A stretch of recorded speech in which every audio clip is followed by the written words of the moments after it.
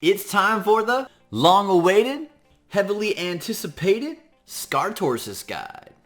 Hey, what's up everybody? B-Hub here. Now, this guy is a monster. The reason that it took me so long to make this video is because his kit is so good that no matter how I tried to build him, he seemed to still do okay. So I'll go ahead and give you that. You really can't mess him up all that much. I think he's a great hero, but I'm going to show you today two different builds. One that I use in Dungeons, Faction Wars, and in Arena. You can just kind of compile all of those into the same category, and one if you want to use them in Spider 20 as a negative affinity tank. We're going to cover both of those things today, right here, right now. Alright, so first up, let's cover his kit. What does this guy do?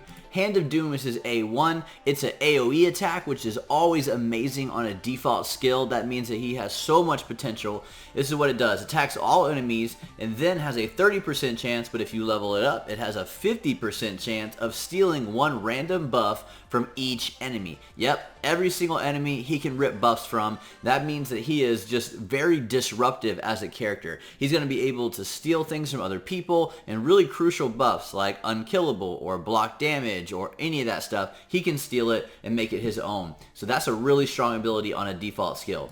His A2 is Command. It places a 50% increased attack and a 30% increased crit rate on all your allies for 2 turns. This is awesome. Because he is a support hero, he's really going to help boost your team in that area. This means that you can really pair him well with some other people who can nuke really hard, and it's awesome. To have 50% increased attack and then 30% crit rate means if you're trying to build someone who's going to nuke, maybe in Arena, then obviously, man, you don't have to worry about 30% of that crit rate, and you can build your character with less of that and more of something else, like attack percentage or crit damage. Again, if you want to see this kind of in action, you can actually check out my free-to-play Arena guide that I did. For that one, I use the same kind of composition. I just don't use Skartorsis to do it. But he does a very similar thing, and you can really benefit from this skill right here. His A3 is called Rebirth. It just does everything. It removes all debuffs from all allies, which is amazing. Anytime you have a hero who can do that, it's just a get out of jail free card. It's awesome. But then he heals all of those allies and fills their turn meter as well. Now the heal and the turn meter are both in proportion to the number of debuffs that you actually removed. So the more debuffs you remove, then the more heals and the more turn meter that you get. To answer a question, yes, he still does heal and he still boosts turn meter even if there are no debuffs removed, but it is definitely less. So he does it all. This is an amazing ability. This can really help bail you out of some tough situations. And then his aura is increase ally speed in all dungeons by 33%. That's so much speed that you get in dungeons, and that's why I use him there for a lot of different things. It makes your whole team go faster and you get the win quicker. It's amazing. Alright, so let's talk about this gear that we put him in. I got him in a stun set and an immortal set. The immortal is pretty obvious. You get the HP percentage and you get the 3% heals every turn. The stun set gives you an 18% chance to place the stun debuff. This is great when you have an attacker who has an AoE on his A1 on that default skill. This means that he's going to hit the whole team, and on every single one has an opportunity to place the stun. You're about to die? Yeah, right. Just kidding. Stun the opposing team. Now you can work some magic. You can heal up your people, or you can nuke them down. Stun is great. It's so disruptive. And he is a very disruptive character already. Look at what he does. He's going to steal your buffs. He's going to remove your debuffs. He's going to boost the attack of his team. And now you're adding on top of that, he can also stun the opposing heroes. Yes, this build is a lot of fun, and it works wonders in waves, whether they're in dungeons or in faction wars, and it works in arena if you want to just really annoy the opposing team. Unfortunately, they're not there to see it, but at the end of it, they know you got beat by a Skartorsis. Now, he's a great hero for all of these things. So what I'm going to show you now is how you should ideally build his stats. Mine they're okay, but they are not where I would want them to be because I'm kind of lacking in my stun gear. So I need to collect more of that to make sure I get better substats. But let me tell you how you should ideally build this character. Mine is kind of close to it, and we'll kind of discuss that. So you want him to survive for a long time. He's a very disruptive character. He's not there to do a ton of damage. You can build him with like a damage kind of build, but it doesn't work all that well because his attack is pretty low in comparison to his HP and his defense. But, so what you really want to do is work on that survivability. The longer he survives, the more chances he has to be annoying, which is great. So you want to work on HP percentage and defense percentage. Now, you can do one of two things. I have double HP percentage on mine, but it is more than okay to do 1 HP percentage and 1 defense percentage. He can be very annoying that way as well because his defensive stat is great. It's a really high defensive stat. So you can do that. You want him to survive longer. Now you also need him to have speed on him, so you're definitely going to bring speed boots. Mine only has a 178 speed, which is, it's pretty fast, but I think it's still too slow. You want him to take as many turns as possible to have more chances to stun and more chances to steal buffs. So the faster that you can get him to go while also keeping him alive, the better. Now, the other two stats that you need on him, one is going to be accuracy, because you need accuracy to actually steal buffs. That is a thing. And if you need to know more information on like what all you need accuracy for, I did a video on that, and I'll put a link to it below. But you're going to need to know, like, what do I need the accuracy for? And stealing buffs is one of those things. The other one is resistance. You're going to want to bring resistance on this guy, because if you have a character who can remove debuffs from your opposing team, you want to prevent that character from getting debuffed himself. So in case your whole team gets frozen or your whole team gets stunned or something like that, you want to give him the opportunity to not get hit with that debuff and then remove it from the rest of your team. That makes him a very, very critical character in your lineup, and so that resistance is going to help. Ideally, what you're going to want is to find a way to have enough accuracy on your substats so that you can make this banner into a resistance banner and give him more that way. I have him on an accuracy banner because I don't have accuracy on a lot of the substats for my gear up here. His accuracy doesn't have to be super high. Eventually, it will be if you're going to run him in arena, because as arena gets more difficult, which hopefully it does, people are going to start to bring more resistance, and you're going to have to overcome it with a higher degree of accuracy. But right now, you should be okay. So you're going to want this resist to be pretty high up so he can resist those debuffs. Alright, so here are the masteries that I got for Skartorsis. He's going to be in the defense tree and in the support tree. You're going to see this combination more and more in the future, because you're going to see that, you know, this fearsome presence is very fearsome indeed. The ability to increase the chance of skills or artifacts by 5% when you're placing stun, sleep, freeze, or provoke. Now obviously we have him in stun gear, and that means that he's going to have a 23% chance of placing that stun. It's going to make him even more disruptive. Now let's go through these other ones.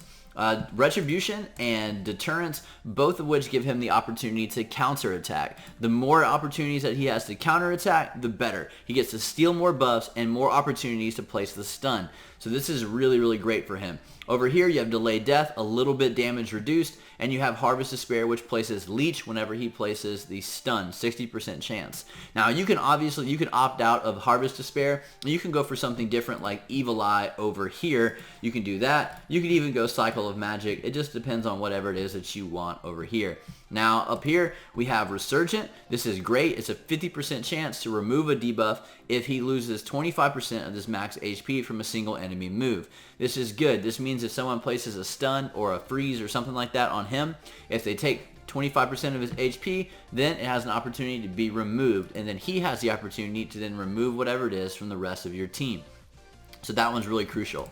You have Shadow Heal, which I've been using. I've been testing it out. It's pretty good. It works better for me because I have double HP percentage on him, which means he has about 60,000 health, which means that this heal is pretty decent. It's a pretty substantial heal, and I think it's kind of fun. If you want to, you can opt out of this one, and you could use Swarm Smiter, which gives him more accuracy, which gives him more ability to obviously steal those buffs. So you could obviously switch those two out. Over here, I have Blast Proof, which is the decreased damage from AoE attacks, and I have Rejuvenation, increases the amount of healing and shield value this champion receives by 5%. Now, he does have the ability to heal himself, so that helps, but this works best if you're paired with somebody who can also heal or cast those buffs. But really, I don't see a ton of other opportunities, because this shield bearer is not great, and Charge Focus can be okay, but likely you're going to have skills on cooldown, so I recommend going with this instead. And then I ran the Tough Skin just to give him some extra defense.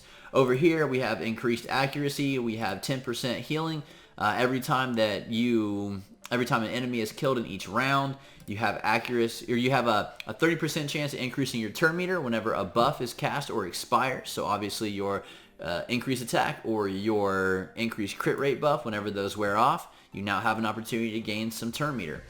Now, I have Lore of Steel, but I should not have Lore of Steel, honestly, the way that I have mine built. The reason being is, obviously, I'm running Stun and Immortal, neither of which actually work with Lore of Steel. But it was different whenever I first built this, which is why Lore of Steel is on there currently. And Lore of Steel might come in handy for you in other areas. It just depends. What I should have gone with is Cycle of Magic. Or at least that's what I should go with now. But I'm not going to spend 150 gems so that I can replace Lore of Steel with Cycle of Magic, which is a very, rare cooldown decrease anyways. So not worth it for me. But either way, you could go there if you wanted to, or you can, and then you want to get Sniper, which increases the chance of placing any debuff, which means it increases the chance of you being able to steal your buff, bringing you up to a 55%. Now, you could obviously do something different with here. Like I said, if you don't want this heal, you could always go with Swarm Smiter, which means you could go with Evil Eye, which means you could then go with Sniper that way. Any of those right there are pretty good, and you can toy around with this. But honestly, all of this stuff kind of here in the middle is not really the main focus or what steals the show. The reason you're going defense is for these two right here and for Fearsome Presence. That is really what's going to give you an edge over that. Then this, you're going to have the turn meter increases, some extra accuracy, and some extra opportunity to steal the debuff. And that's why you go support. So now that we've covered this, let's talk about some gameplay. I'll show you what he can do. Alright, so let me show you some actual gameplay real quick. The first clip I'm going to have is we're going to have a Rashkar the Tower who's going to put up that buff. And my guy Skartorsis, when he gets to go, he's actually going to steal 3 of these buffs. So yes, he can steal the same buff from different people. Please watch as he steals buff, buff, buff. There you have it. So he's pretty good at that. He's able to take those block damage buffs, which does make him a monster in Arena to be able to handle candidates like that. Alright, coming up next is one of my absolute favorite places to use him, which is in the Magic Keep. Watch this as he steals the entire shield buff off of her.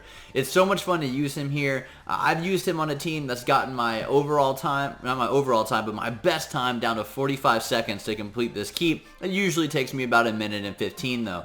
But, I mean, I just love using him in this spot, and obviously you can see what he can do. Alright, so the last thing that we're going to do is run him through the Minotaur Labyrinth. I'm predicting about 1:05-ish for this run. You're going to see him in this first round. He's going to cast his support buffs, give everybody a little help there. And the next round, you'll probably see him stun somebody. And really, why we use him is because of that speed aura, the 33% increased speed in dungeons. Now, for dungeons, I use him in a lot of different areas. I use him in Minotaur to give me some really quick runs. I use him in pretty much every single potion keep except for the Spirit Keep. For obvious reasons, he is weak to that. So I use him everywhere for the potions, and then for the other areas, I do use him for Spider, and I'll show you what the Spider 20 build looks like here in a second. But for the other keeps, he does do well in Dragon, and he does do well in Ice Golem, although Ice Golem 20 is Spirit, so he does struggle there. For Fire Knight Castle, I think you can definitely do better, mostly because he only has the one hit on his A1, so he isn't really helping you break that Fire Knight shield very often, and he doesn't really do a ton in that dungeon. So, but in everywhere else, I think he is great. And then in Faction Wars, obviously he's amazing there too. So we did that run in 1 minute. That's a pretty quick run. Now finally, I'm just going to show you and give you a good idea of what it looks like to use him as a negative affinity tank for Spider 20. Alright, so the last thing is his Spider 20 build. Now the way that you're going to do this, you're going to put him in Lifesteal gear, and for me, I put him in Resistance gear as well.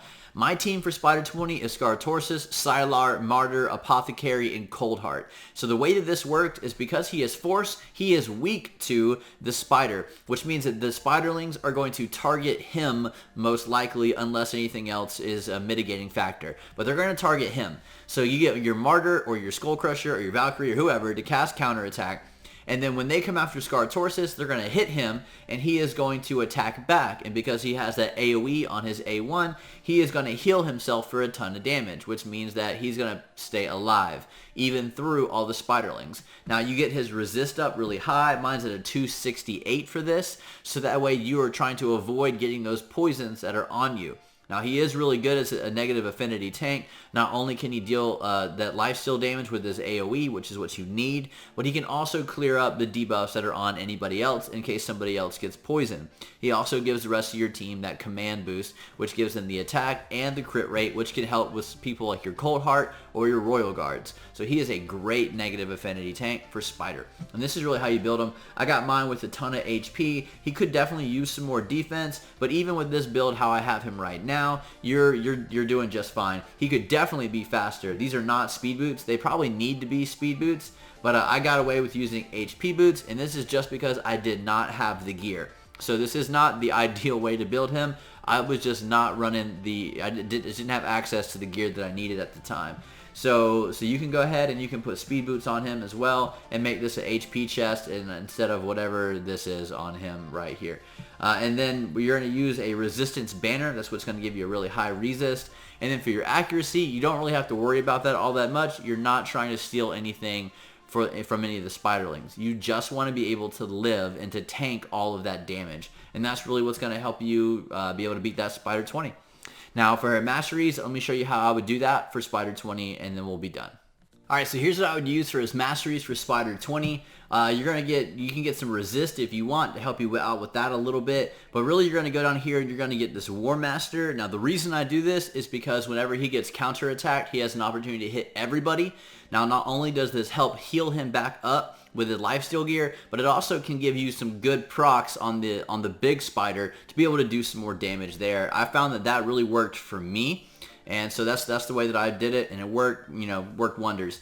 Now all this is pretty standard issue. He's going to get a little bit of turn meter increase. He can do that, and he can get some counterattacks here potentially. All this is pretty standard though, just right down to War Master.